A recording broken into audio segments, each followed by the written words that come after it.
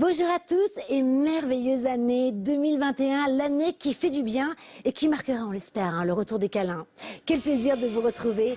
Toute l'équipe s'est jointe à moi pour vous souhaiter une année emplie pour vous et vos proches de joie, de vitalité, pour permettre à chacune et chacun d'avancer avec toujours plus d'optimisme. Bah oui, on pourrait l'appeler aussi l'année de l'espoir, hein.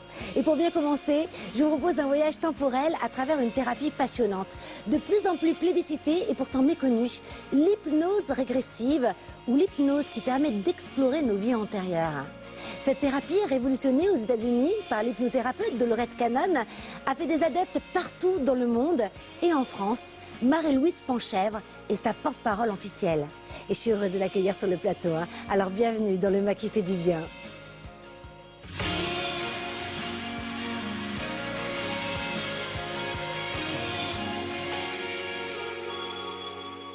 Marie-Louise Penchèvre, bienvenue. Alors vous êtes présidente des éditions Be Light, également traductrice et porte-parole officielle de Dolores Cannon, cette prêtresse en hypnose régressive.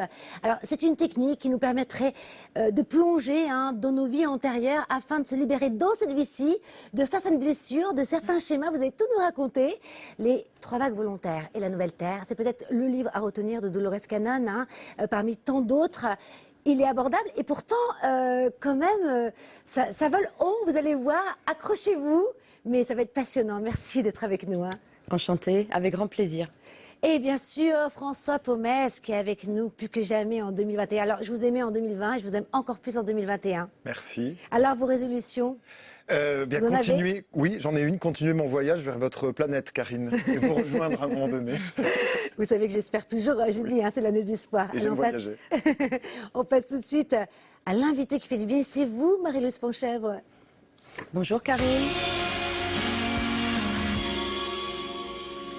Alors, je vous appelle Marie-Louise Penchèvre, mais je sais que vous aimez qu'on vous appelle Malou. Oui, je préfère. Alors, je continue comme ça. Tout à fait. Vous venez nous présenter donc tous les travaux de Dolores Cannon, je le disais, cette experte en hypnose régressive, qui, donc, par cette technique, nous expliquerait que nous pourrions explorer nos vies antérieures à travers l'hypnose.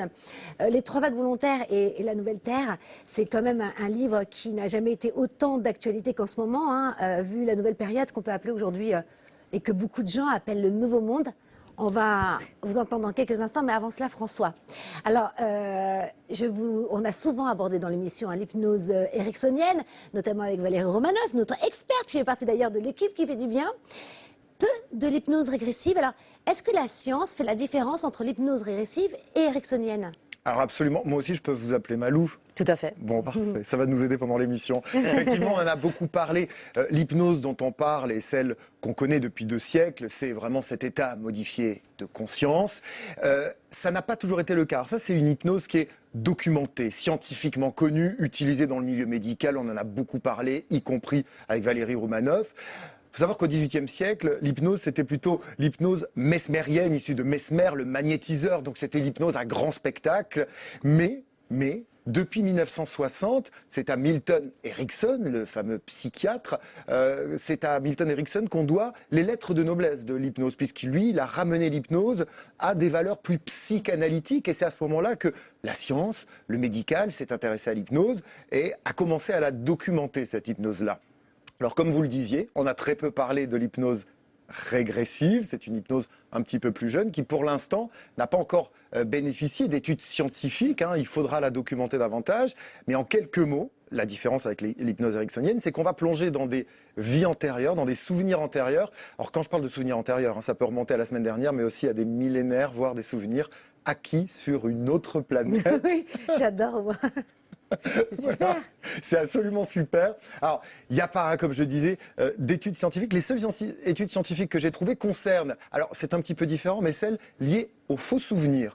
On connaît depuis 1900 le fait que certains patients, lorsqu'ils sont mal accompagnés, peuvent construire des faux souvenirs qui deviennent tellement vrais qu'au réveil, on a l'impression qu'ils se sont totalement déroulé. Donc voilà pourquoi il faut faire évidemment très attention aux praticiens qui nous accompagnent pour que ces faux souvenirs ne viennent pas Mais comment interférer. savoir que c'est un faux souvenir, François? Ça, c'est le professionnalisme du praticien, son expertise qui permettent d'éviter de sortir du travail psychanalytique. C'est l'intuition du médecin, vous pensez?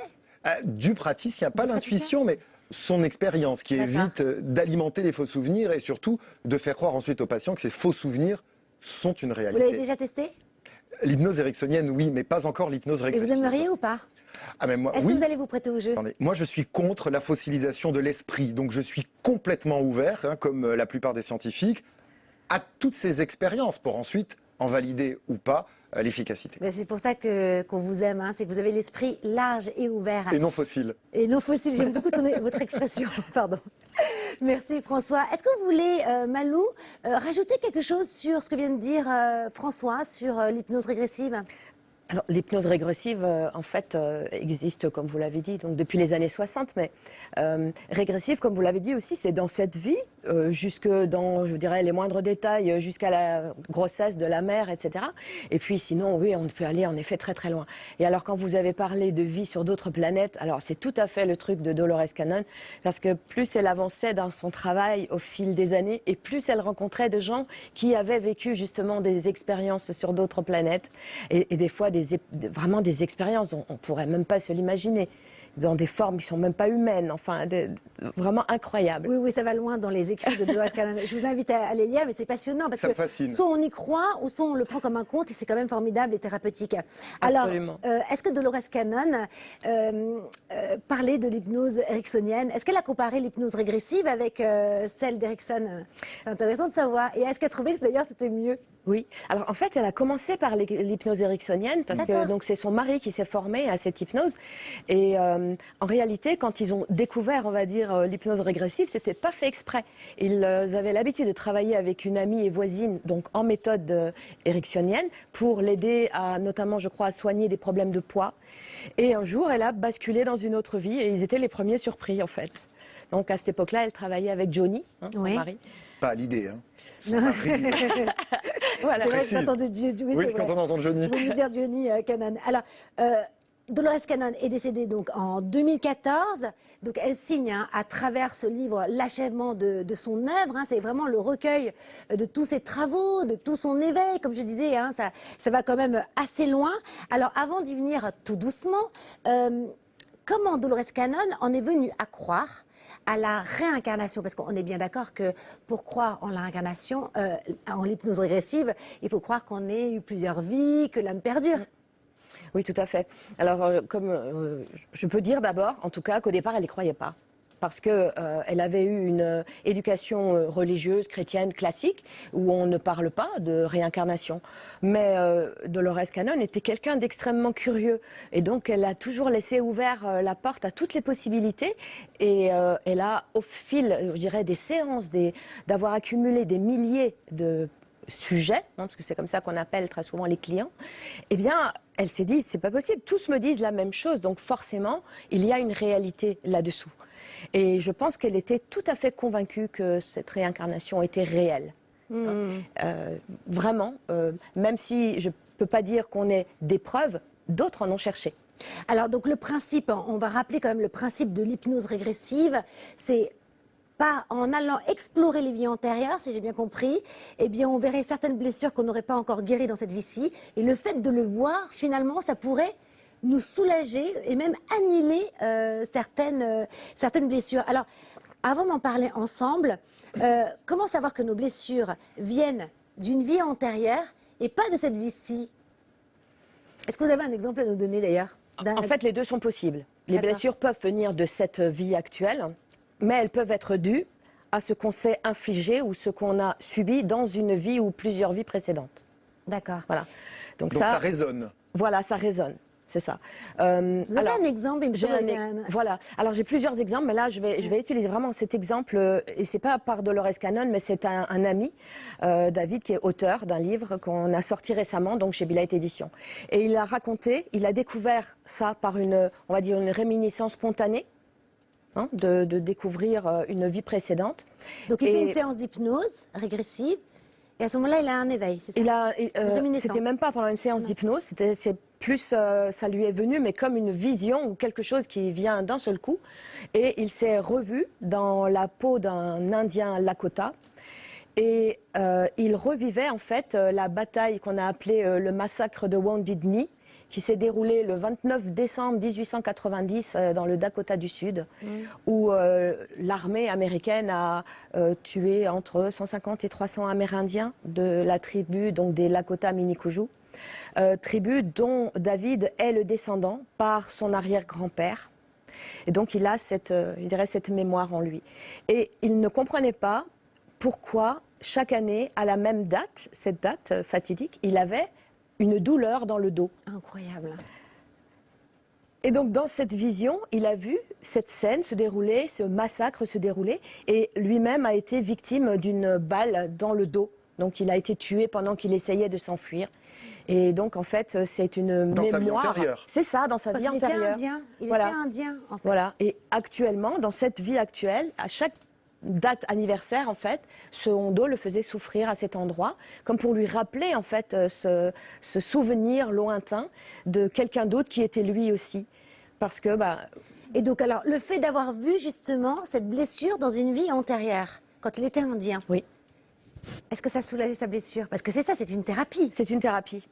Ça permet de comprendre d'où vient la blessure et de se dire, elle ne m'appartient pas dans cette vie. Elle n'a rien à voir dans cette vie. C'est quelque chose qui est passé, qu'on peut laisser partir. À partir du moment où le conscient prend vraiment connaissance de ce fait, la douleur peut s'en aller. Elle n'a plus de raison d'être, parce que la mémoire a été éveillée et transcendée. En fait, l'idée, c'est ça. Parce que nos cellules sont vivantes et elles ont une mémoire. Elles sont tout un programme, en fait. Et donc, c'est pourquoi s'imprègnent ces blessures anciennes dans nos cellules, mais qu'on peut guérir. D'accord. Et alors, comment vous expliquez qu'on ramène ces mémoires du passé encore aujourd'hui dans cette vie-ci? Où se loge cette mémoire? Ah oui, ça, c'est une très bonne question. question. Et c'est vrai. Où se loge cette mémoire? Mais moi, je crois dans toutes nos cellules, en fait. Voilà. Et parce que toutes nos cellules sont vivantes, et parce que notre conscience, elle est partout, donc à la fois dans toutes les cellules et aussi à l'extérieur. Donc, c'est ce qui fait de nous un être complexe, en fait, et multiple. Et donc, oui, on peut ramener ces réminiscences sans savoir exactement où ça se loge. Vous voyez, c'est comme quand les scientifiques essayent de voir où se loge très exactement la conscience dans le cerveau humain. Ils n'ont pas trouvé. Ce qui est intéressant, c'est que vous parlez de réminiscence, mais qu'il n'était pas en séance d'hypnose régressive. Donc, ça veut dire qu'on peut aussi... On peut avoir un flash de vie antérieure de façon consciente. Oui, ça arrive à beaucoup de personnes selon les conditions dans lesquelles elles se trouvent. Par exemple, j'avais un exemple très précis, si je peux. Bien sûr, développer. au contraire, c'est passionnant. Donc c'était Dolores qui raconte justement dans le livre, je crois que c'était dans les 3 vagues de volontaires ou alors peut-être dans les arcanes de l'univers, mais peu importe. L'exemple d'un homme qui s'est retrouvé dans un voyage touristique invité par des amis en Égypte. Et il s'est retrouvé sur le plateau de Gizeh, donc devant les pyramides, etc. Et d'un seul coup, il a eu, mais on pourrait dire comme un retour dans le temps. C'est-à-dire que d'un seul coup, au lieu de voir devant lui les touristes, les pyramides, enfin toute cette époque actuelle, avec les gens vêtus comme aujourd'hui, il s'est retrouvé sur un plateau de Gizeh, désert en fait, avec juste quelques ouvriers, mais des Égyptiens en pagne, etc., tout ça. Et c'était vraiment très très fort. Donc ça l'a, comme si elle avait été attirée en fait, dans cette bulle de temps passé. Et il a eu beaucoup de mal à s'en remettre en fait. Il a développé un vrai malaise physique suite à ça. Et il a demandé... Ça peut aussi nous rappeler des mémoires passées. Est-ce que ça peut faire le sens contraire finalement? Moi, si vous me ramenez dans l'Égypte antique, je dis oui, je prends le voyage. Oui, j'imagine bien, vous, à Gizeh, Voilà. vous seriez heureux. Ah oui. Et en tout cas, il a posé la question lors de sa séance d'hypnose avec Dolores pour savoir justement ce que c'était. Et le subconscient a répondu que c'était en effet qu'il s'est trouvé à cet endroit où son énergie avait déjà été présente puisqu'il avait vécu là à cette époque-là, et que comme le temps n'est pas important, eh bien, il avait tout simplement, en fait, il s'était aligné avec l'énergie de cette époque-là, et qu'il avait pu revivre en fait Et finalement, ce moment. en fait, lorsque on est très attiré par l'Égypte, je pense à François, Oui. qui est un passionné d'Égypte. D'ailleurs, vous y étiez encore en décembre Et j'y repars bientôt. pour faire des fouilles, Oui. etc. Formidable. Il aurait, j'ai mon président de la chaîne qui collectionne les Bouddhas et même tout ce qui vient d'Égypte. Est-ce que ça veut dire quelque chose ou Oui. non? Ça peut être une... Ouais, quand Tout à même, fait. parce que je trouve ça quand même assez rare, une si Peut-être grande une passion. réincarnation de Pharaon. Oui, oui, bah ça, on ne se verra jamais esclave, hein, c'est ça. Hein. Hein, Il on va n'était toujours pas Nefertiti esclave. Il n'était pas Oui, ça, esclave. c'est vrai, c'est vrai, c'est vrai. Construisait pour le C'est vrai, pharaon. c'est vrai. Tout spécial. Avec des fouets quand même, mais c'est pas grave. Mais en fait, oui, parce que j'étais pas pharaon non plus, mais j'ai vécu au moins 3 vies en Égypte moi aussi, d'après ce que j'ai découvert dans la séance. C'est peut-être là que je vous ai déjà vu, Voilà, c'est ça. je me disais. Donc c'est Mais, possible quand on a mais une grande passion voilà. comme ça. Et quand on a une grande passion comme ça, et très curieusement, vous savez quoi, il a déjà été dit plusieurs fois qu'en fait les Français, pour une grande partie, sont des réincarnations de vie égyptienne. Et que c'est pas pour rien que nous avons eu Champollion, etc. Et encore aujourd'hui, des grands archéologues. Voilà. Donc tout est lié. Vous êtes dubitative et moi j'aime bien y croire. Alors on va faire une petite pause, le temps justement de poser tout ça calmement, d'ouvrir notre esprit et on retrouve Valérie Romanoff, notre hypnothérapeute ericksonienne. Cette fois-ci, notre, bah voilà, c'est l'équipe qui fait du bien, hein, du MAG. Hein.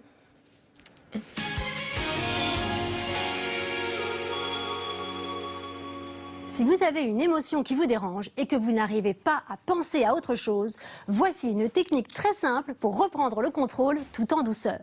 Commencez par placer cette émotion autour de vous, comme si elle avait la forme d'un nuage. Vous pouvez la tâter avec vos mains pour bien sentir sa taille et sa forme.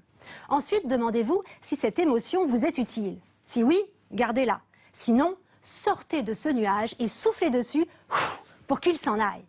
Et maintenant, avec vos mains, dessinez devant vous une cabine d'essayage pour pouvoir enfiler une autre émotion plus confortable et plus utile pour vous. Essayez-la. Si elle vous convient, repartez avec. Et si elle ne vous convient pas tout à fait, créez une autre cabine un peu plus loin pour essayer une autre émotion jusqu'à trouver celle qui correspond tout à fait à ce dont vous avez besoin. Vous pouvez faire cet exercice avec la colère, la peur, la tristesse ou n'importe quel état d'esprit qui vous dérange. En quelques minutes seulement, vous allez pouvoir vous sentir complètement revigoré. Alors, à vos cabines d'essayage parce que ça fait du bien. Merci Valérie, comme vous n'êtes pas avec nous sur le plateau, on vous souhaite une bonne année hein, à vous aussi. Alors Malou, vous venez de nous donner un exemple très concret à travers donc cet homme qui s'est vu indien dans une autre vie, qui a compris que sa blessure finalement qu'il avait à telle date chaque année venait en fait donc d'une vie antérieure. Je suis en train de m'en mêler ou pas? Non, non, c'est ça. C'est ça. Il avait pris une balle. Et donc à du coup, l'époque, voilà, c'est ça. Et donc ça s'est annulé hein, Voilà. finalement. Oui. Est-ce que l'hypnose régressive peut aussi soulager des blessures psychiques ou émotionnelles? Et si oui, est-ce que vous avez d'autres exemples? Oui. Alors justement, j'ai trouvé un autre exemple que j'ai trouvé très parlant justement. Alors c'est dans le livre Les 3 vagues de Volontaire et la Nouvelle Terre. Donc dans le chapitre 2, elle parle de Hope qui est venue la voir avec vraiment de gros problèmes de santé. Hope. Elle s'appelait Hope. D'accord. Voilà. Ah, c'est L'espoir. joli, Voilà. incroyable. On l'aura dit dans cette émission aujourd'hui. Et donc, elle explique qu'elle a vraiment des problèmes physiques et pendant la séance, on va essayer, bien sûr, parce que c'est le but, hein, la thérapie, de régler ces problèmes physiques. Et en fait, quand elle a exploré, elle a découvert que cela venait beaucoup des autres vies. Pas d'une seule, mais de plusieurs vies. Cette femme avait connu plusieurs morts violentes, dont des morts, vous savez, le style les sorcières de Salem qu'on brûle, etc. Donc, Oui, c'est plutôt violent. c'était très violent. Et elle avait vécu plusieurs vies où elle avait dû subir beaucoup d'humiliations et où on a essayé de la cantonner dans un dogme qui ne lui allait pas. Et ça a laissé des traces. Hein, c'est-à-dire que quand elle est arrivée dans cette vie-là, elle ne voulait plus être là, en fait. Elle avait tellement peur que ça se renouvelle encore, qu'on la rejuge à nouveau ou qu'éventuellement elle soit à nouveau exécutée ou autre chose, qu'elle a essayé, en quelque sorte, de trouver une échappatoire. Voilà. Et une échappatoire, c'est quoi? C'est se créer une maladie, et une maladie suffisamment grave qu'on en meurt. Puisque c'est une façon de repartir chez Pour soi. changer de vie. Voilà, Oui, c'est ça. c'est ça. Parce Changer que- de niveau d'existence. Hein, voilà. Quand vous dites chez soi, c'est... Chez en soi, haut. c'est de l'autre côté. Ouais, c'est ça. Voilà. Oui. Et donc, cette femme avait une leucémie et une tumeur dans la gorge. Et quand Dolores Cannon interroge le subconscient, qui est la partie qui a les réponses, eh bien, le subconscient a dit, mais oui, c'est ce qu'elle a...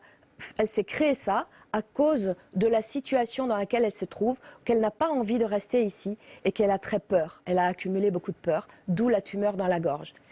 Le subconscient a dit, c'est pas un problème, je fractionne la tumeur en 2 et elle va s'évacuer par les voies naturelles sans problème.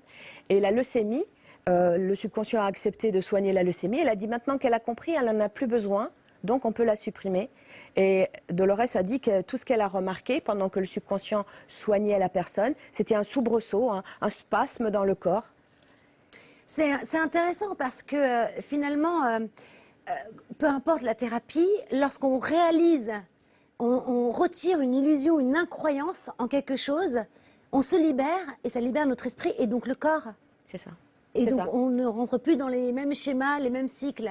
Donc c'est ça qui est intéressant, c'est-à-dire que c'est pas magique, c'est Non. prendre conscience grâce. Et peu importe si c'est une vie antérieure ou pas. Absolument. Alors, d'ailleurs, on parle souvent on le disait tout à l'heure, de hypnose spirituelle en parlant de l'hypnose régressive. C'est la même chose? Disons que ça se ressemble. Je dirais que l'hypnose spirituelle ne va pas forcément à la recherche des vies antérieures. Elle va là où elle mal, en fait. Hein, pour avoir assisté à une conférence de l'autre sœur Romanoff. Oui, Valérie. Voilà. Ah non, l'autre, Catherine. Catherine. Qu'on a Catherine, reçue aussi voilà, sur le c'est plateau, ça. tout à fait. Et donc, où elle expliquait qu'en fait, eux, ils partent du mal. Si le patient se plaint d'une douleur à un endroit ou d'une pathologie particulière, ils vont à la recherche de l'origine de cette pathologie ou de cette douleur pour essayer de comprendre ce qui s'est passé. Et parfois, ils sont amenés dans des vies antérieures parce que si le mal se situe à ce niveau-là, eh bien c'est là que le patient va les emmener. Parce que, comment dire, le subconscient fait toujours en sorte qu'il va exactement là où vous devez aller par rapport à ce que vous voulez régler. Voilà. Est-ce que, alors, je sais que vous avez vécu une expérience justement d'hypnose régressive sur vous. Est-ce que vous voulez bien nous partager, en tout cas peut-être un bout de votre expérience? Parce que moi, ce qui m'intéresse, c'est savoir s'il y a eu un avant et un après, et si vous avez eu vraiment des résultats concrets, puisque vous êtes avec nous. Oui, c'est vrai. C'est vrai que je me suis soumise à une séance avec Alice Descou, donc mon amie avec laquelle j'ai travaillé sur la traduction des 3 vagues de Volontaire et la Nouvelle Terre. Et quand elle m'a mis sous hypnose, donc en fait, ça a duré 3 heures. Mais écoutez, bien sûr, on n'a aucune notion du temps quand on est sous hypnose, donc on ne sait absolument pas ce qui se passe. Donc ça fait qu'on a pu explorer pas mal de choses, d'où la vie en Égypte dont je vous parlais tout à l'heure, où j'ai été méchante. Non, on va dire que quand je suis arrivée dans cette expérience, je suis arrivée au moment de la mort, qui n'est pas très très agréable. Et donc il fallait comprendre pourquoi j'avais été condamnée à un enfermement dans un sarcophage vivante, etc. Enfin bon, c'était pas très drôle. Wow. Et donc, il fallait que je comprenne pourquoi. Et le pourquoi, c'était la rébellion. Alors j'ai bien souri parce que oui, je suis plutôt quelqu'un qui a un petit peu de mal à obéir aveuglément aux ordres et puis avec l'autorité un petit peu en général. Et je comprends mieux pourquoi. L'idée, c'est toujours de comprendre pourquoi. Parce que j'avais désobéi, mais je trouvais que c'était très injuste ce qu'on m'avait fait. Donc j'avais gardé ce sentiment en fait d'injustice. Hein, et c'est ce sentiment qu'il fallait dépasser. Pour retrouver, pour s'apaiser, pour dire maintenant tout était juste en fait. Il y a des choses à respecter et des choses qu'on doit faire ou pas. Et aujourd'hui, vous avez changé vraiment de... Alors, je dirais vraiment, ça m'a beaucoup aidé à m'apaiser, vraiment. Et de plus être dans la rébellion forcément, ou de me dire c'est pas juste, c'est pas juste. Au contraire, de se dire que tout est juste toujours quelque part parce qu'il y a une... Alors, j'ai une question là qui me vient, c'est est-ce qu'on a vraiment besoin d'explorer nos vies antérieures pour comprendre ce qui nous arrive? Parce que finalement, en regardant notre vie aujourd'hui, on peut soi-même se rectifier. Si on peut imaginer, par exemple, que si on n'aime pas l'autorité ou qu'on n'aime pas monter dans un ascenseur parce qu'on étouffe, peut-être qu'on a vécu quelque chose, on peut se l'imaginer. Donc on peut aussi le rectifier sans hypnose régressive où ça n'a rien à voir. Il y a quand même un travail de fait au niveau de l'image. À partir du moment où vous faites un travail sur vous et que vous avez pris conscience de quelque chose qui ne va pas, ou que vous pensez qui vous bloque ou qui vous dérange, non, on peut faire un travail tout à fait autre que en passant par une hypnose régressive. Par contre, dans mon deuxième exemple, si vous voulez que je vous partage celui-ci, donc là c'était une vie que j'ai revécue plutôt... présentée par le subconscient, parce que j'ai posé une question à l'hypnothérapeute, et donc je l'ai vu un petit peu comme on voit un vieux film en noir et blanc, un petit peu flou de loin. Et c'était parce que j'avais posé la question, pourquoi est-ce que j'ai l'impression d'avoir déjà connu la personne qui aujourd'hui est mon mari, et pourquoi est-ce que je veux toujours l'appeler François? Et donc là, le subconscient a répondu, mais oui. Et là, j'ai eu des images, moi, donc la petite cabane dans la forêt, enfin bon, un peu curieux. Et puis, oui, il était déjà votre compagnon, il s'appelait François, vous vous appeliez Marguerite, vous avez mené une vie qui n'a pas duré très très longtemps, et surtout, ça n'a pas été, comment dire ça, la réussite. C'est-à-dire que il s'était enfui et moi aussi. Donc c'était on va dire ça, un couple d'amoureux qui était mal assorti parce que lui venait d'un milieu beaucoup plus élevé socialement et moi d'un niveau beaucoup plus C'est inférieur. romantique. Et oui, sauf que ça a développé en moi un sentiment de culpabilité de l'avoir finalement, de lui avoir gâché sa vie. Vous comprenez? Voilà. Et donc c'était quelque chose que nous avions à résoudre dans cette vie présente. D'accord. Pour revivre une relation, mais cette fois-ci harmonieuse, équilibrée, et sans libérer ce sentiment de culpabilité, ce qui Et n'avait pas lieu pareil, d'être. vous avez trouvé tout s'est réharmonisé après, il y a eu vraiment des résultats concrets. Oui, tout à fait. Alors là, vraiment, je disais, et Karine, j'ai pris conscience dans le train d'un autre élément, c'est que... Dans le train pour venir nous voir. Exactement. On a élevé notre fille, et on a réussi à ce qu'elle soit encore en vie. Alors ça vous paraît rien, mais dans cette vie-là, tous les enfants étaient morts. Dans la vie d'avant, vous voulez dire? Dans la vie d'avant. D'accord. Donc ce n'est pas rien. Et croyez-moi, Karine, on a eu beaucoup de difficultés ces 3 dernières années avec cette jeune fille qui aujourd'hui donc va bientôt avoir 18 ans. Et ma foi, je me dis, ouf, on a réussi à la garder en vie. Donc ça a l'air bizarre. C'est passionnant. Alors, vous restez avec nous, hein, Malou, parce que là, on a un petit peu exploré l'hypnose, mais de façon plus spirituelle. On va arriver sur le côté pratique en seconde partie de l'émission. Mais là, on va, comme d'habitude, vous connaissez la bulle de François? J'adore dire ça. Je vais Ne vous découvrir. connaissez pas, voilà, parce qu'on adore buller ici aussi. Hein. On C'est adore encore un buller. peu les vacances. Hein. C'est la bulle de François, la bulle qui fait du bien.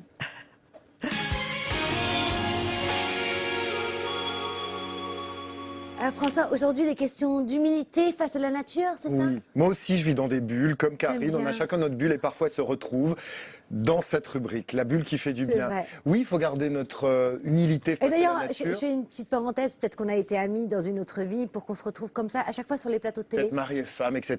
Ça, on peut remonter 4 milliards d'années en arrière. Là, hein. là c'est du fantasme, François. Non. Alors, on va retourner dans l'époque actuelle, enfin en 2020, qui a été une année pas terrible pour tout le monde.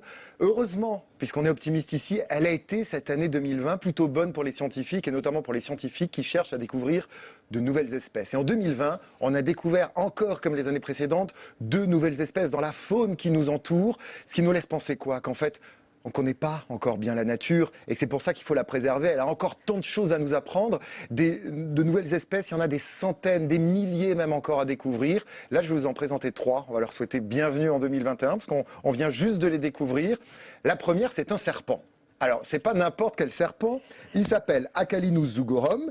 Il a été découvert dans le nord du Vietnam. Il a une particularité, on la Chez voit un moi petit peu. Oui, oui. Enfin, oui, dans le, Oui, chez dans vous. le nord du Vietnam. Absolument. Il a des écailles iridescentes qui brillent de 1000 feux. Alors là, on voit sur la photo qu'il brille un petit peu en bleu, mais il brille de plein de couleurs, des couleurs de l'arc-en-ciel. Incroyable. Il est très très beau ce serpent et vous savez pourquoi on l'a jamais découvert? Parce qu'il a une particularité, c'est qu'il est très Transparent. peureux. Non, il n'est pas transparent. Vous voyez bien qu'il n'est pas transparent, Karine. Non, mais peut-être qu'il peut devenir invisible. Moi, je crois en tout maintenant. Oui, il disparaît, comme la cape d'Harry Potter. Non, donc, il a très peur de l'homme et il se cache. Et on vient juste de le découvrir. Ça ne veut pas dire qu'il n'existe pas depuis des milliers et des milliers d'années. Il représente. Peut-être c'est une vie antérieure, une réincarnation. Vous parliez de la réincarnation du champignon dans une émission précédente. Ce serpent est peut-être. C'est pas moi qui parlais d'une réincarnation de champignon, c'était le druide. Le druide. Alors arrêtez un petit peu de me mettre partout quand même. Hein. C'est peut-être la réincarnation de quelqu'un, ce serpent. La deuxième C'est espèce. vraiment. Alors, je fais quand même une parenthèse que l'arc-en-ciel, c'est quelque chose aussi que Dolores Cannon, enfin, en parle, je pense, des enfants arc-en-ciel. Et je me dis là, c'est la période des arcs-en-ciel et comme par hasard, il est arc-en-ciel. C'est vrai. Ouais. Restez dans la couleur parce que la deuxième espèce, c'est une salamandre. Elle a été baptisée Carolina Sandhills. Pourquoi? Parce qu'elle a été découverte en Caroline du Nord. La Caroline du Nord connaît déjà 63 espèces de salamandres. En voici une 64e. Elle est orange. Regardez comme elle est mignonne. magnifique. Elle est magnifique, hein? Elle est belle, cette J'aime salamandre. beaucoup. Et on vient juste de la découvrir. Et la dernière espèce, je vous la dédie. Oh, c'est vrai. C'est une grenouille lilliputienne. Elle appartient aux grenouilles lilliputiennes, les grenouilles les plus petites au monde. On l'a découverte en Bolivie. Là, on n'a pas l'impression, mais vous connaissez la taille. Celle qu'on vient de découvrir, c'est une des plus petites au monde. 1 centimètre, la taille d'un pouces. Oh là là, comme c'est mignon. Mignonne. Voilà. Alors, C'est super. j'ai pas de fée à vous offrir. On n'a pas découvert de petites fées qui lâchent du sable d'or. Mais regardez-moi cette petite grenouille qui a la taille d'une mini-feuille. Elle vient de rejoindre le grand catalogue des espèces animales. Génial, merci François, merci Malou, hein, vous restez avec nous. Grâce à vous, on a compris un petit peu plus ce qu'était l'hypnose régressive. Hein, donc c'est pour ceux qui nous rejoignent, cette hypnose qui nous permettrait d'explorer nos vies antérieures afin de se libérer de certaines blessures qu'on aurait encore dans cette vie-ci. Restez avec nous en seconde partie de l'émission. Alors là, on va aller très loin aussi. Hein. Bien sûr, le côté pratique, comment se passe une séance d'hypnose, etc. Mais les 3 vagues de volontaires, c'est aussi 3 sortes d'êtres humains qu'a vérifié Dolores Cannon à travers ses travaux, qui serait venu à une certaine période de la vie pour sauver l'humanité. Alors vous allez nous les décrire. Ah ouais, non, ça va aller loin là, j'adore. Alors on se retrouve tout de suite. Hein.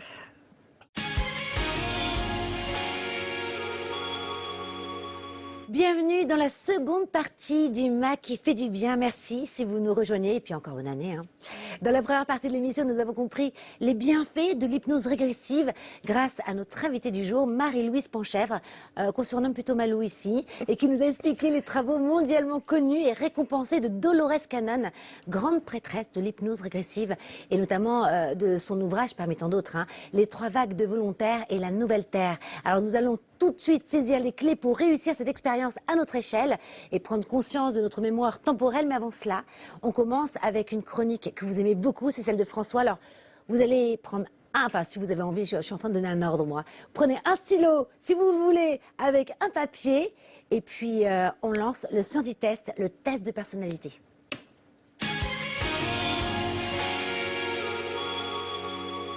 En fait, l'émission, elle va se terminer en cours de dessin hein, chez nous. Hein. Oui, c'est Avec vrai vous. que c'est le retour du dessin. Vous aimez ça, non dessiné? Mais j'adore, mais à chaque fois, moi, c'est entre la pub. Alors, je mets pas de couleur, je mets rien. c'est vite Oui, fait, hein. mais il est très joli votre dessin. Alors, comme l'a dit Karine, ceux qui veulent, vous prenez une feuille de papier, des feutres, un crayon, comme vous l'avez fait Malou, et vous allez dessiner un bonhomme sous la pluie.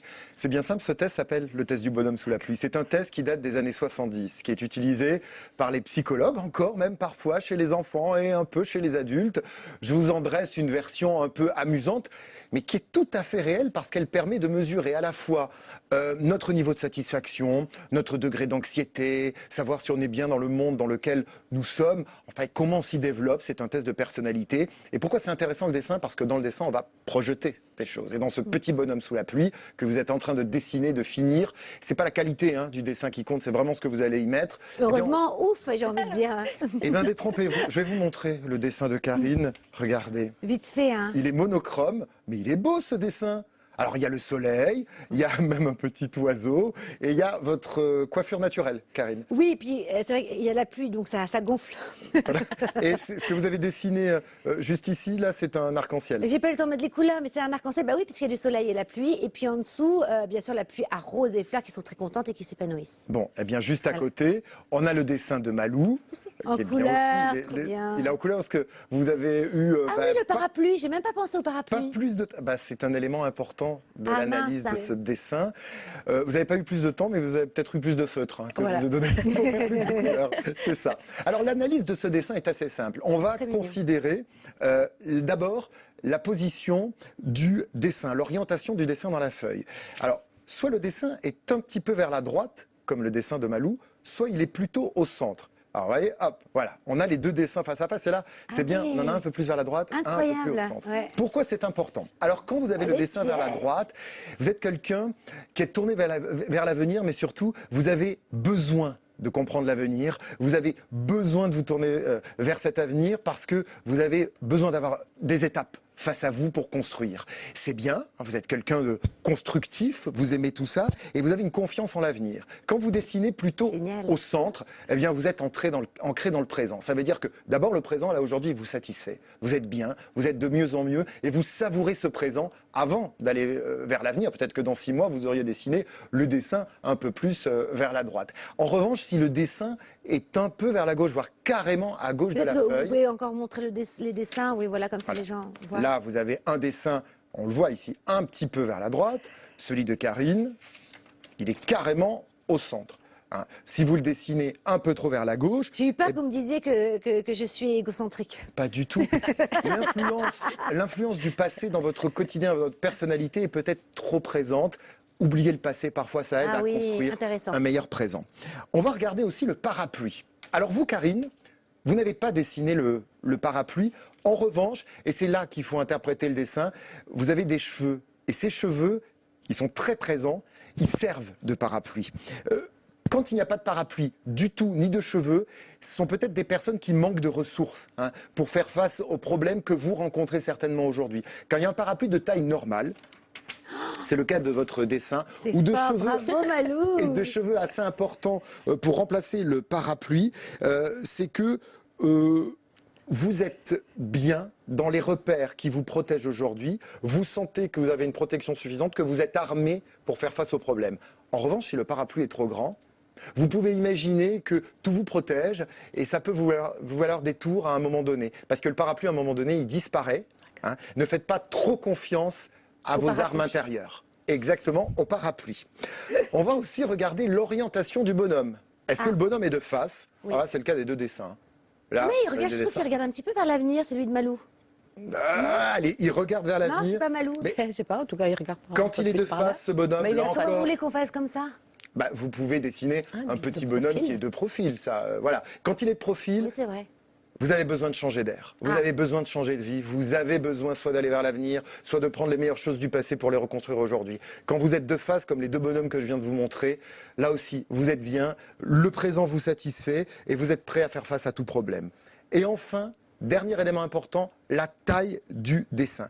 Si le dessin est trop petit, trop ramassé au centre de la feuille, ce qui n'est pas du tout le cas, là on a deux dessins qui sont complètement équilibrés. Vous voyez, ils prennent la totalité de la feuille et surtout, ils ne dépassent pas. Hein, vous n'avez pas des bonhommes qui sont surimportants, vous n'avez pas des pluies. On va pas dessiner sur la table en plus. Vous pouvez pas dessiner. Non, mais il y en a qui n'arrivent pas à, Ah bon à se contenter de la feuille pour faire le dessin. D'accord. Donc là, un dessin qui n'est pas trop petit ni trop grand, là encore, bon équilibre. Vous savez faire la part entre le bien et le mal, vous êtes bien armé. Si le dessin est trop petit, vous êtes soit trop timide, soit vous faites l'objet de pression en ce moment qu'il va falloir travailler une par une pour essayer de prendre ensuite toute la feuille. Et si au contraire, votre dessin est trop grand, vous avez peut-être besoin de reconnaissance en ce moment, besoin de vous exprimer, de montrer. Vous ne vous sentez pas reconnu dans le monde actuel ou dans votre quotidien. Voilà. Et petit dernier point, le manche du parapluie, s'il est trop important, alors là, ce n'est pas le cas. S'il est trop important, c'est que vous avez peut-être besoin de plus d'armes. Vous avez besoin d'être plus armé pour faire face aux problèmes qui vont s'annoncer face à vous.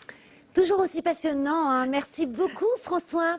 Alors on va continuer à explorer l'hypnose régressive, hein. Donc cette thérapie qui nous permettrait de plonger dans nos vies antérieures afin de se libérer, hein, de certaines blessures, mais aussi de certains schémas qu'on vivrait constamment. Alors on a beaucoup exploré en première partie de l'émission, hein, l'hypnose, mais plutôt le cœur de cette thérapie, hein. Et j'aimerais maintenant qu'on passe au côté aussi pratique. Comment se déroule une séance d'hypnose spirituelle ou non régressive? Ça n'a rien à voir. Oui, alors je dois dire d'abord pour commencer, je ne suis pas hypnothérapeute, je n'ai pas été formée. Mais Oui, vous êtes porte-parole de Voilà. Dolores Cannon. Mais Donc, je m'appuie sur ce que Dolores présente bien sûr Voilà, dans ses bien livres sûr. et aussi des amis thérapeutes que j'ai et donc des séances qu'elles conduisent. Donc la première chose, je dirais, ça commence quand on prend rendez-vous. Voilà. Ah oui, Parce que ça c'est la première des choses, il faut prendre rendez-vous. Eh oui. Sinon- Non, Mais le travail Le commence. travail Ah bon commence quand on prend rendez-vous parce qu'on a déjà fait la démarche et à partir de là, on va déjà commencer à faire ce travail sur soi qui va nous permettre d'être dans les meilleures conditions pour faire la séance. Donc, le jour où on se présente chez le thérapeute, il y a d'abord la première partie qu'on appelle c'est l'entretien préalable. Hein, on peut utiliser des mots savants, où en fait le patient, le sujet va expliquer sa vie, grosso modo, au thérapeute pour que le thérapeute comprenne qui il a en face de lui. Donc il va tout lui révéler, tout ce qui lui paraît important, je dirais, de son curriculum vitae, etc. Ensuite, vraiment la phase d'hypnose. Alors, ça dépend de quelle méthode, mais souvent c'est préconisé 1 heure et demie, des fois plus long, hein, comme je vous ai dit tout à On est l'heure. allongé? On est Alors à ce moment-là, on s'allonge. Donc quand commence réellement la séance, on est allongé. En général, le thérapeute vous recouvre parce que pendant l'hypnose, il ne faut pas avoir froid, il faut être bien. Donc en général, il met un plaid sur vous, vous êtes bien confortablement allongé. Et voilà. Et à partir de là commence la phase qu'on appelle d'induction, donc qui est plonger donc la personne dans un état modifié de conscience. Et ce qui est recherché dans la méthode développée par Dolores Cannon, qui s'appelle QHHT, je ne l'ai pas mentionné, mais voilà, qui était pour Quantum Healing Hypnosis Technique. Pour ici, elle va chercher à plonger le patient dans l'hypnose la plus profonde possible. Voilà. Hein, donc, c'est plus profond que dans l'éricksonienne, donc. C'est ça. Ah bah voilà. oui, a priori. Hein. Voilà. En fait, elle essaye d'éliminer le conscient ou le mental pour pas qu'il n'intervienne. Donc déjà, dans la phase d'induction, on demande ça au patient. On lui dit j'aimerais m'adresser à la partie de vous qui, voilà, donc qui n'est pas le mental et qui connaît tout de vous et qui connaît toutes les réponses. Donc la phase d'induction, et à partir du moment où la transe est installée, ce que remarque l'hypnothérapeute par les réactions du sujet, commence, on va dire, réellement la séance. Et dans cette méthode-là, et bien sûr, le patient est actif. Le thérapeute pose des questions et donc le client ou le sujet répond à ces questions. Voilà. Dolores a plusieurs fois dit qu'en fait, le subconscient et le patient qui est en état d'hypnose, il est très littéral. Donc il faut bien poser la question, bien formuler la question parce qu'il va répondre, il va prendre les choses au pied de la lettre. Vous voyez, donc il s'agit de bien orienter les questions pour avoir les bonnes réponses. Est-ce que ça peut être dangereux ou pas l'hypnose régressive? Est-ce qu'on peut rester dans une vie antérieure? Alors, pourquoi pas? Puisqu'on est dans un état modifié. Normalement, le thérapeute, il est là, bien sûr, pour vous accompagner. D'abord, la méthode QHHT développée par Dolores Cannon et enseignée par elle, eh bien, exige la présence d'un thérapeute. C'est-à-dire, elle ne peut pas se faire par Internet, par téléphone, etc. Donc, vraiment, cette méthode-là exige la présence du thérapeute parce que, comme elle dit, on ne sait jamais à quoi on va faire face et le thérapeute est là pour guider, pour aider. Et donc, il faut absolument ramener, bien sûr, le patient, mais pas que ça, parce que je me rappelle quand je suis rentrée dans cette vie antérieure où je me retrouve au moment de ma mort, où j'ai eu des sensations d'étouffement. Et le thérapeute, il est là pour enlever ces sensations désagréables par les suggestions qu'il va faire. Donc, bien sûr, il est important que le thérapeute soit là, qu'il l'accompagne. Tout à fait. Alors, Dolores Cannon insiste aussi beaucoup sur le fait qu'une seule personne change, et elle insiste pour vraiment transformer sa vie, puisque ça éveillerait les consciences de façon impalpable autour de soi. Alors, si moi je change, ma famille change, mon quartier, la France, et vice-versa, jusqu'au destin de l'humanité. Je trouve que le concept est formidable. On peut quand même être un peu dubitatif. En revanche, vous avez une histoire que j'aime beaucoup, qui peut un petit peu corroborer, exactement. Moi, j'aime les histoires. Voilà, c'est l'histoire du centième singe. Oui. Est-ce que vous voulez bien nous le partager? Oui, bien sûr. Alors, en fait, c'est l'idée qu'une idée finisse par devenir tellement logique et naturelle qu'elle passe dans l'inconscient collectif. Donc, c'était l'idée, donc un singe, admettons, dans une tribu de singes, ils sont une troupe, et les gens ont l'habitude de leur jeter des aliments, et ils les mangent, mais c'est tombé dans le sable, c'est pas très propre, et un jour, un singe a l'idée d'aller laver ce qu'on lui a donné, d'abord, avant de le manger. Il l'apprend à ceux qui sont proches de lui, de sa famille, à ses descendants ensuite. Donc ça va passer dans une autre génération. Et de plus en plus de singes, en fait, vont l'apprendre. Et jusqu'au jour où, peut-être après plusieurs générations, eh bien, l'ensemble des singes aura acquis cette capacité, et non plus par apprentissage, mais par l'inconscient collectif. C'est-à-dire que ailleurs, n'importe où dans le monde, la même espèce de singe va agir de la même façon. C'est très jungien tout ça. Hein, ça rejoint les archétypes de Jung. Bien sûr. Alors, oui, et puis c'est plein d'espoir aussi. Hein. Alors, un autre aspect de cet ouvrage, les 3 vagues de volontaires. On va y venir. Donc, elle les décrit. Donc, Dolores Cannon, à travers ses travaux, toutes les séances d'hypnose qu'elle a faites à travers les patients, s'est rendu compte qu'il y avait toujours finalement les mêmes mots, les mêmes histoires qui revenaient. Et donc, des personnes qui décriraient 3 sortes d'êtres humains qui viendraient selon l'époque, pour sauver l'humanité. Est-ce que vous voulez bien nous les décrire, ces gens? Oui, donc dans le titre du livre, Les 3 vagues de volontaires et la nouvelle terre, donc elle a au fil de ses années de travail, parce qu'il faut dire que c'est vraiment un des derniers livres qu'elle a écrit, et donc c'est vraiment un peu la quintessence de toutes les recherches qu'elle a faites. Et elle a réussi à déterminer 3 vagues qui correspondent à des époques, donc d'âmes particulières venues s'incarner sur Terre à cette époque-ci. On dirait que la première vague sont ceux qui sont arrivés à la fin de la Deuxième Guerre mondiale, quand on a commencé à découvrir l'énergie atomique, la bombe atomique, etc. Donc, grosso modo, c'est ceux de ma génération maintenant, c'est petite soixantaine. Ok. Et Elle les décrit. Elle les décrit. Donc, elle les décrit comme étant la génération pionnière. Ok. Ces pionniers étaient là pour ouvrir la voie et ils ont eu beaucoup de difficultés parce que c'était très dur pour eux. Ils ont beaucoup de mal à maîtriser les émotions fortes et violentes. La deuxième vague est arrivée ils ont environ la quarantaine. Eux, ce sont ce qu'on a appelé C'est nous alors. les balises. Ce sont les émetteurs, récepteurs d'énergie. Ce sont ceux qui viennent avec une énergie différente, nouvelle, qui vibre à une fréquence plus élevée et qui est là justement pour élever d'une manière générale la fréquence vibratoire donc, de la Terre. En faisant quoi? Rien. En diffusant cette énergie, en étant parmi les gens. Oui, vous le faites très bien. S'il n'y a rien à faire. Non, mais c'est ça, c'est diffuser. Mais si, le travail, c'est quand même de nous oui. continuer à vibrer haut, finalement, pour que ça se diffuse. C'est ça, Hein. voilà. Mais vous disiez quelque chose d'intéressant sur cette deuxième vague de volontaires. C'est Oui. que parfois, ils ont tendance à rester chez eux. C'est ça. Oui, À se laisser parce aller. qu'ils sont mal à l'aise avec les gens, parce qu'ils ne se sentent pas chez eux, ils ne se sentent pas à leur place. Et la plupart d'entre eux a subi, on va dire, ils ont tendance à être un petit peu autodestructeurs, parce qu'ils voudraient s'en aller d'ici, en fait, parce qu'ils ne comprennent pas ce qu'ils font ici. Donc, c'est souvent des problèmes d'alcool, d'addiction, diverses, des Ah bah, c'est suicides, tout nous, etc. Et souvent, Faut ils finir ne par le veulent croire. Arrêtez. et souvent, ils ne veulent pas fonder de famille ici. Ah. Parce qu'ils considèrent qu'une famille, c'est du karma. C'est fou, hein? Ne me regardez pas comme ça, François. Moi, tout va bien. Mais moi aussi. Et donc, la La troisième troisième vague. vague, ce sont nos jeunes. C'est notre jeunesse actuelle. Ce sont nos adolescents. Ah, c'est- Voilà. Ce sont ceux qu'on a appelés donc, les enfants indigo d'abord, puis les enfants arc-en-ciel, les enfants cristal. On leur a donné plein d'appellations et qui, eux, sont déjà des enfants, on va dire, génétiquement modifiés, grosso modo, qui sont adaptés au nouveau monde, à la nouvelle terre, c'est-à-dire Qui la arrive, nouvelle là. fréquence Donc, tous vibratoire. ceux qui ont des bébés qui vont arriver, etc., là, ça va être l'envol des arcs-en-ciel, des indigos, etc. Voilà. Et eux, ils viennent avec des capacités déjà qui Ils sont nous dépassent, a développées. priori. Hein. Quand on Oui. lit le livre, c'est une génération merveilleuse. Hein. Oui. Mais tout va bien, on peut dormir tranquille alors.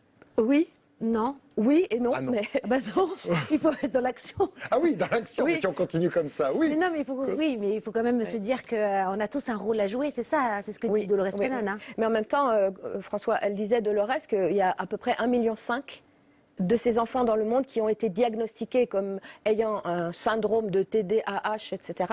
Et qu'ils ont été placés, et qui ont été placés sous traitement médicamenteux et qu'il ne faudrait pas. Il faut les laisser tranquilles, ces enfants-là. Alors, Malou, Marie-Louise Poncher, on vous a appelé Malou pendant toute l'émission. Merci d'avoir été avec nous, c'était un bonheur.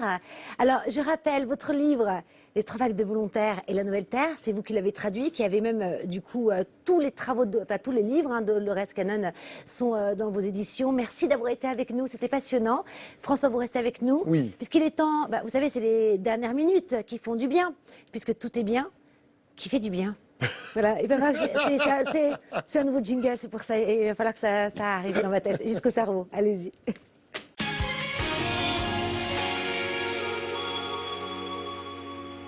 Alors, je vous l'avais présenté il y a quelques semaines, Émeric Caramico est notre nouveau soleil chroniqueur dans l'émission. Et ça fait plaisir. Eh ben, bonjour Karine, François, bonne année. Bonne année à Merci. vous aussi. Alors, qu'est-ce que vous nous racontez aujourd'hui? On va parler- Ah, oui, du sommeil. On Ouais. reste dans notre lit. Bah voilà, restez dans votre lit. Exactement. Et d'ailleurs, Karine, est-ce que vous faites partie, vous pensez, comme 75% de la population, c'est-à-dire que vous faites partie de ceux qui parlent pendant qu'ils dorment? Alors, parler, je ne sais pas, mais en tout cas, je rêve beaucoup et je les enregistre sur un dictaphone quand je me réveille. C'est vrai, vous le faites? Oui, Comme je le Marilyn Monroe, fais. Ben voilà.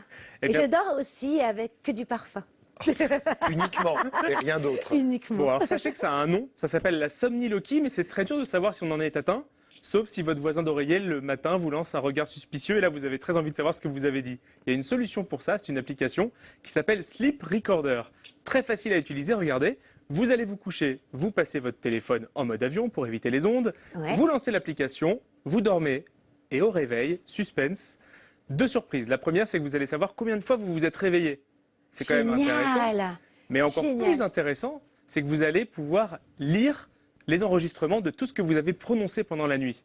Et autant vous dire qu'avant d'appuyer sur lecture, vous avez quelques sueurs froides. C'est dangereux, oui. Mais Ouais, attendez, ça peut est-ce faire que quand peur. même, bon, si on dort 8 heures, on doit écouter 8 heures Non, pour non, savoir... Ah, justement, c'est ça qui est génial. Ça C'est qu'en fait, détecte. ça détecte Oh là le moment où là. vous prononcez un mot, un Génial. son, ou peut-être même une phrase ou plus. Ouais. Et là, ça va pouvoir vous créer des enregistrements que vous allez pouvoir lire les uns après les autres. génial. C'est vraiment... Vous avez testé Alors moi j'ai testé et avant de vous faire écouter parce que j'ai quand même un enregistrement, Ah, ce qui est j'ai- hyper intéressant c'est que ce qu'on prononce pendant la nuit en fait c'est l'expression souvent liée au rêve donc de l'inconscient. Donc finalement en écoutant ce que vous prononcez pendant la nuit vous allez apprendre peut-être même à mieux vous connaître, à écouter peut-être une Karine partie de votre récite personnalité un les peu enfouie. émissions. Exactement. Les émissions en Ah non, boucle. mais moi je vais la tester, hein. J'adore cette application. Regardez ce que je disais il y a 3 jours, écoutez plutôt, Ok. c'est peut-être pas audible. On est dimanche. On n'est pas dimanche. Si, on est dimanche. Il faut que je me réveille, on est dimanche. J'avais tellement peur de rater apparemment l'émission que pendant toute la semaine... Non, c'est vrai ou Ça, pas c'est vrai. Non, c'est un Bon, joke. c'est pas complètement vrai. Ah En fait, là je ne là, parle pas mais pendant la c'était nuit. Bon, sachez que si vous êtes somnoloque, Non, mais est-ce que vous avez quand même enregistré moi je l'ai fait pendant 8 alors nuits d'affilée. Rien. Je ronfle un petit peu, mais ça, je pense que personne n'a envie de l'entendre. Et parfois, je prononce juste des consonnes et des syllabes absolument imprononçables qui n'ont aucun sens. Voilà. Ah, mais il faut passer dans l'autre sens. Peut-être que vous Ah, je vais vous parlez à l'envers. Je vais passer par le scientifique pour en Allez, savoir plus. il y a une deuxième appli Oui, alors l'autre application, on a parlé des résolutions du début d'année. D'ailleurs, François, on a bien enregistré que c'était le voyage vers la planète Karine.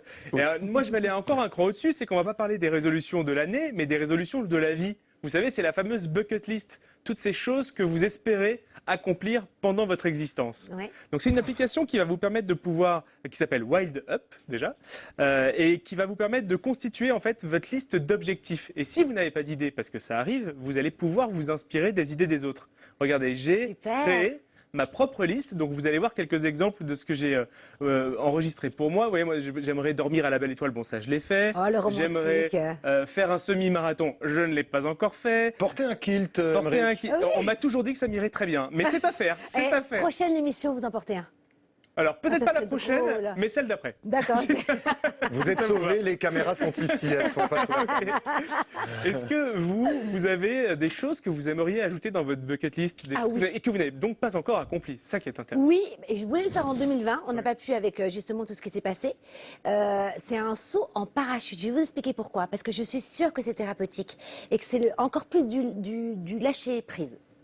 Eh ben, Je veux absolument le faire en 2021. Alors si quelqu'un a ça, moi, il faut nous écrire. Hein. Moi, je viens. mais je suis sûr qu'on peut mieux connaître les gens en regardant leur bucket list, en voyant ce qu'il y a de léger, ce qu'il y a de profond. Et vous, il y a François peut-être quelque chose. Je sais pas. Non, vous prendre court. Si, tour du monde. Ah, Tour avant de- vous l'avez presque déjà fait. Presque, mais avant de faire le voyage spatial, parce que ça va être Ah. possible, hein, Ah bientôt le grand ouais, public pourra génial. aller vers la Lune. Ça fait partie. Allez, je le mets dans ma bucket list. Super. Allez. Toutes les applications sont gratuites Super.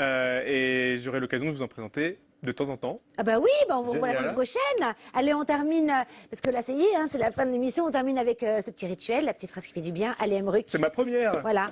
C'est J'aurais ma préféré première vous la phrase mettre dans qui fait une du dalle bien. des rois. Ah, Karine, vous venez de tirer la phrase pour Émeric. oui. Ah oui, c'est C'est vrai. vrai. Eh ben, non mais Il y a faudrait pas qu'on de puisse retard. justement voir. C'est vrai. Ah bah ouais. Et vous savez pourquoi? Parce que la vie ne vaut d'être vécue sans amour. Oh, bah, oh là là, Voilà c'est trop pourquoi, beau. Serge Merci, Gainsbourg. Emmerich. Envoyé Vous ne- par Victoria du 75. Vous ne trouverez jamais ce que vous ne cherchez pas. Confucius. Et c'est envoyé par Jeanne du 02. Super. Tout bonheur qui ne peut se partager n'est pas le vrai bonheur. Ah, c'est pour ça que vous êtes avec moi. De Antoine-Claude Gabriel Jaubert, envoyé par Sam du 21. Merci hein, d'avoir été avec nous. J'aime bien vous avoir tous les deux. Deux soleils. Nous, on se retrouve la semaine prochaine, même jour, même heure. En plus, alors attention, la semaine prochaine, un feng shui, mais très simplifié. Là, à l'heure où on est beaucoup plus confiné, ou dans la maison, il y a aussi le lieu de travail, on s'est dit que ça pouvait être hyper intéressant. D'ici là, faites-vous du bien. Hein, et bonne année encore. Hein. Et bonne année. Ah Ouais, oui, bonne année. plein d'espoir. Hein. Gardez un cœur joyeux. Vous me la tirez quand vous voulez. C'était chouette.